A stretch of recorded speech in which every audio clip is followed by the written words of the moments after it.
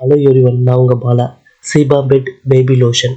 இதனுடைய பயன்கள் என்ன அப்படின்னு பார்த்தீங்கன்னா, குழந்தைகளுக்கு டெய்லி ஸ்கின்னை பராமரிக்க, வறண்ட ஸ்கின் இருக்கிறவங்களுக்கு, சென்சிட்டிவ் ஸ்கின் இருக்கிறவங்களுக்கு குளித்த பிறகு தோல் மேலே ஒரு ஈரப்பதமாக மாய்ஸ்சரைசராக வச்சுக்கும். ஸ்கின்னு நல்லா சாஃப்டாக ஹெல்த்தியாக வைத்துக்கும் இந்த லோஷன் பயன்படுது.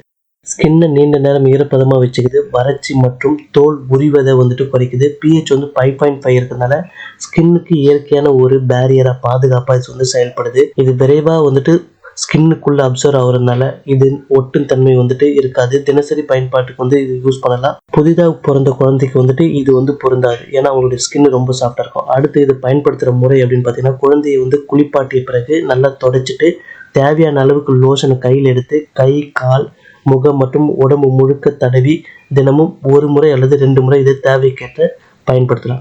அடுத்து இதனுடைய பொதுவான பக்க விளைவுகள் பார்த்தீங்கன்னா, லேசான தோல் எரிச்சல், ரெட்னஸ், அரிப்பு, ஸ்கின் அலர்ஜி, இவைதான் இதனுடைய பொதுவான பக்க விளைவுகள். யாரெல்லாம் பயன்படுத்தலாம் அப்படின்னு பார்த்தீங்கன்னா, குழந்தைகள், ட்ரை ஸ்கின் இருக்கிறவங்க, சென்சிட்டிவ் ஸ்கின் இருக்கிறவங்க, பெரியவங்களுக்கும் ட்ரை ஸ்கின் இருந்தால் பயன்படுத்தலாம். அடுத்து இந்த மருந்து ஆல்ரெடி பயன்படுத்தினவங்க யூசர்ஸ் என்ன ரிவ்யூ கொடுத்துருக்காங்க அப்படின்னு பார்த்தீங்கன்னா, பாசிட்டிவ் ரிவ்யூ குழந்தைகளுக்கு தோல் மிகவும் சாஃப்டாக இருந்துச்சு, ட்ரை ஸ்கின் குறைஞ்சிருக்கு, மாய்ஸ்சரைசராக இருக்குன்னு சொல்லியிருக்காங்க.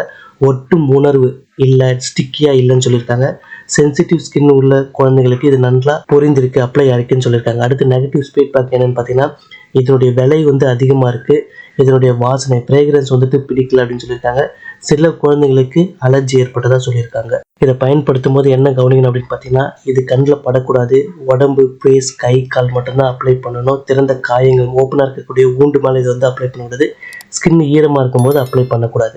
மொத்தத்தில் இந்த ஸ்கிரீம் pH லெவல் 5.5 கொண்ட ஸ்கின்னுக்கு ஏற்ற ஒரு மாய்ஸ்சரைசராக, ட்ரைனஸான ஸ்கின்னுக்கும் சென்சிட்டிவ் ஸ்கின்னுக்கும் ஏற்ற ஒரு மாய்ஸ்சரைசிங் லோஷனாக இது செயல்படுது.